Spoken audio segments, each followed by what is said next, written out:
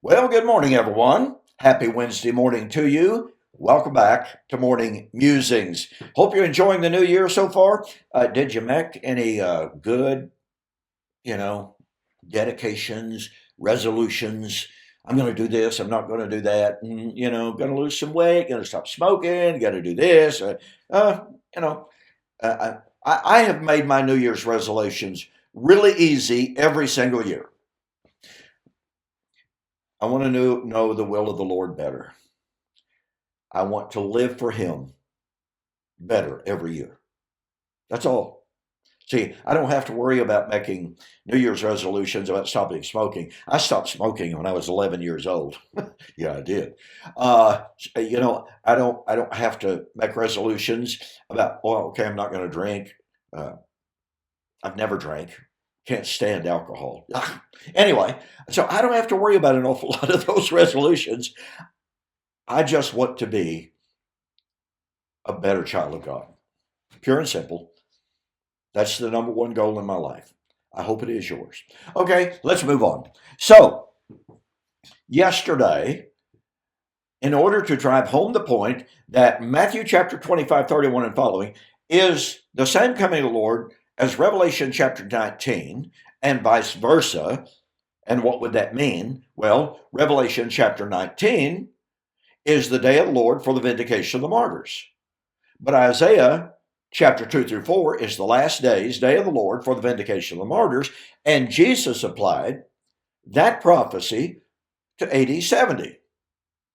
But Revelation 19 is that coming of the Lord to fulfill Isaiah chapter 2, because Revelation 6, 12 to 17 quotes from Isaiah chapter 2 in anticipation of the great day of the Lord's wrath and vindication of the martyrs. Okay? The chain is unbreakable. Okay. Yesterday, I pointed out, and by the way, obviously, I'm skipping over some land or some information that we've already shared with you. But let me take note of the fact, rehearsing yesterday, Revelation chapter 19 and verse 16, let us rejoice and be glad, for the time of the wedding has come. And I ask you to consider the fact, the time of the wedding is the time.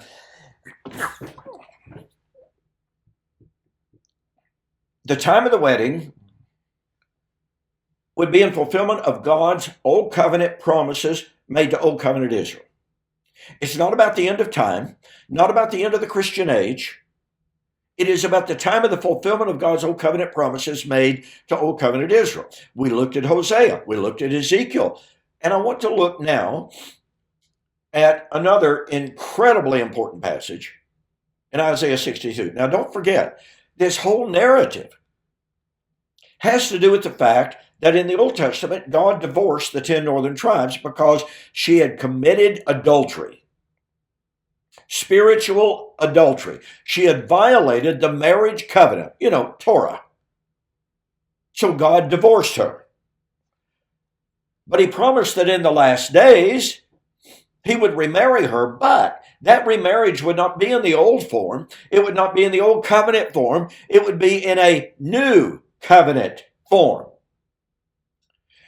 And He promised that even though He could not divorce Judah at the time, because He had to bring the Messiah, the time was coming in which Judah would have her harvest in the same way the 10 northern tribes had received her harvest, meaning Judah had to undergo national destruction.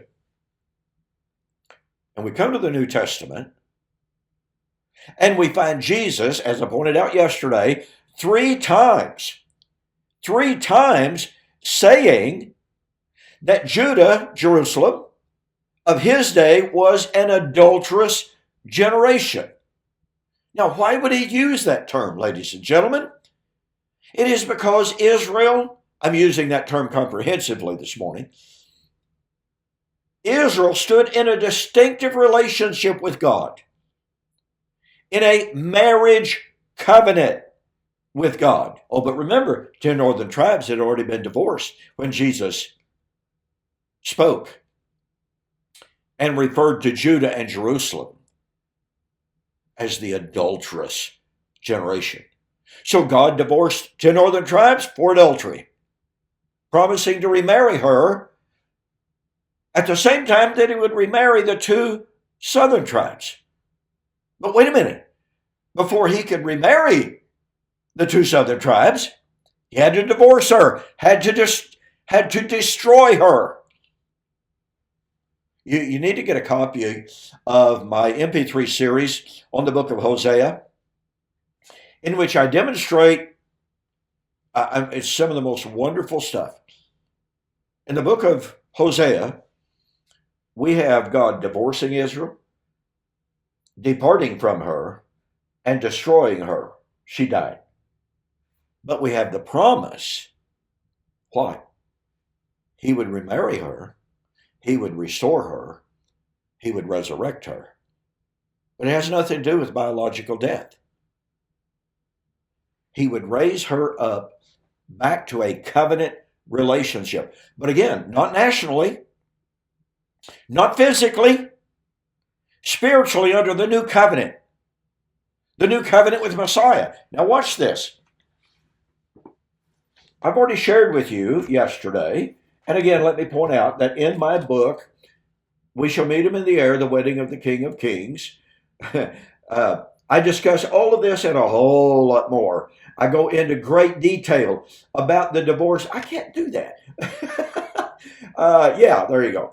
I discuss all of this, the entire narrative story of the marriage, divorce, remarriage promise of Israel and Judah, and how the book of Revelation is about the impending destruction, the impending death of Judah, the harlot bride.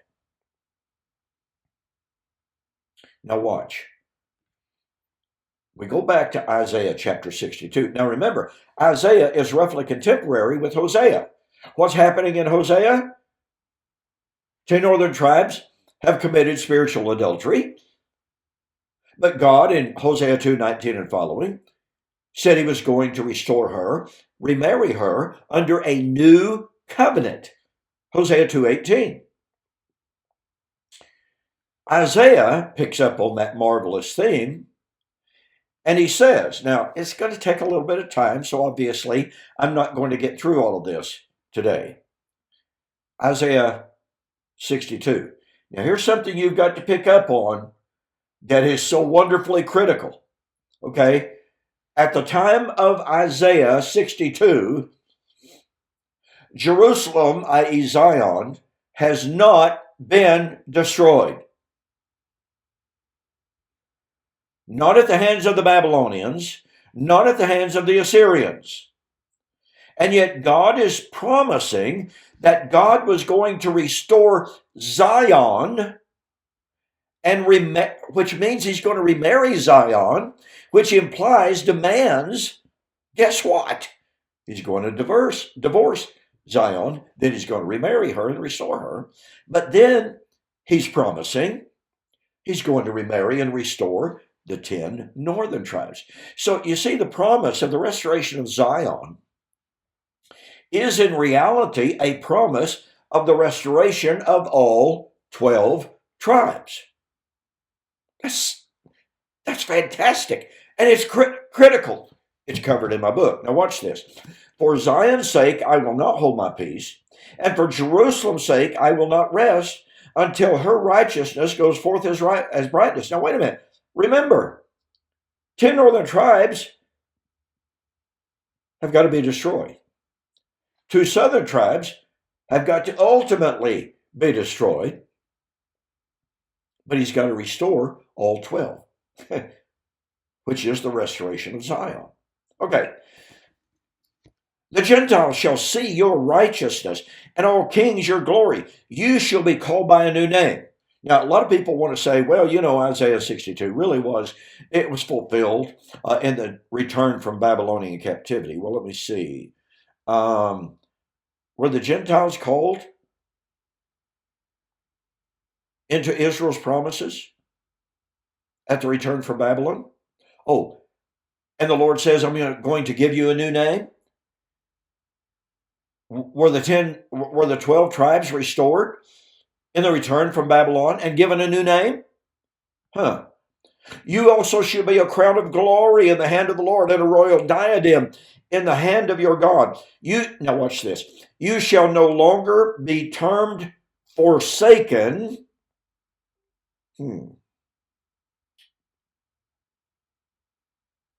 When was she called forsaken? Okay, hang on to that. You shall no longer be termed forsaken, nor shall your land anymore be termed desolate, but you shall be called Hephzibah, and your land Beulah. The Lord says concerning Zion and Israel, you're going to be called Hephzibah, and your land Beulah, which Beulah means married. You catch the power of that? It's beautiful. So right here, and by the way, Hephzibah means I will delight in her. I will delight in her. And I'm going to marry her. All right? Now watch this. For as a young man marries a virgin, so shall your sons marry you. And as the bridegroom rejoices over the bride, so shall your God rejoice over you. Wow. This is restoration of Zion. But it's also the restoration of the 10 northern tribes. Now, I've got to point something out here, running out of time. Okay. I have set watchmen on your walls, O Jerusalem. They shall never hold their peace day and night. You who make mention of the Lord, do not keep silent. Give him no rest until he establishes and until he makes Jerusalem a praise in the earth. Now, here's what's important about this. That word establishes in the Septuagint is the Greek word diorthosis. Diorthosis was a term that meant to make things right. It meant to put them back in their proper position. It's like a bone that was broken. You reset the bone. It is used in all sorts of medical texts like that outside of the Bible. It is also used as political restoration. You know, you've got a corruption of politics, of economics, or whatever. Diorthosis is setting it right, putting things back on a proper, legitimate, righteous platform. Now, why do I bring that up? Because in Hebrews chapter 9, 6 to 10, the writer says that the Old Testament temple, tabernacle, with all of its meats and its drinks and its divers washings, would stand valid, having standing, stasin, and imposed, from the Greek word epikaimai, until the time of reformation. Well, what's the time of reformation? It's the diorthosis. So the Old Covenant temple, the cultus, the sacrificial system, the feast days would stand valid and imposed until the time of the Reformation of Isaiah 62. Isaiah 62 is the time in which Israel, who had apostatized and been destroyed, would be restored, and the time including Judah, who would eventually apostatize and be destroyed, but would nonetheless be restored, revived, resurrected into the presence of God under the new covenant. You see how such an incredibly beautiful subject this is? So, Isaiah 62 is about the time of the remarriage. It is the time of the restoration, the time of making things right. But wait a minute. The old covenant would stand. The old marriage covenant would stand. Judah, no longer the 10 northern tribes, the 2 southern tribes. That old covenant temple, which represented the covenant, would stand valid until the time of the restoration, at which time Babylon, the harlot, would be destroyed. And God would then remarry, restore, resurrect all 12 tribes under Messiah. He would recreate Israel in the image of his Son under the new covenant. That's why it's important to see Revelation 19 as the fulfillment of God's Old Covenant promises made to Old Covenant Israel. And you know what? How important that is? Because Matthew chapter 25, 31 and following is the coming of the Lord for the wedding, which means it would be in fulfillment of God's Old Covenant promises made to Old Covenant Israel. Now, we'll pick up on this next Monday. In the meantime, I want you to go down in Isaiah 62, 10 to 12, and the promise that this restoration, this deorthosis, would take place at the coming of the Lord when he would bring his salvation. And I want you to go to Matthew 16, 27 and 28 and figure out on your own, won't be hard, when the Lord said that was going to happen. Okay? Now, don't forget, tomorrow, all right, I'm going to be responding to some more of the objections that have been raised against my brand new book, Temple to Tell Us. And yes, on Friday, we will be picking up our review and refutation of Steve Gregg's book, Why Not Full Preterism. So we got a full week still left, okay? I'll see you on the flip side.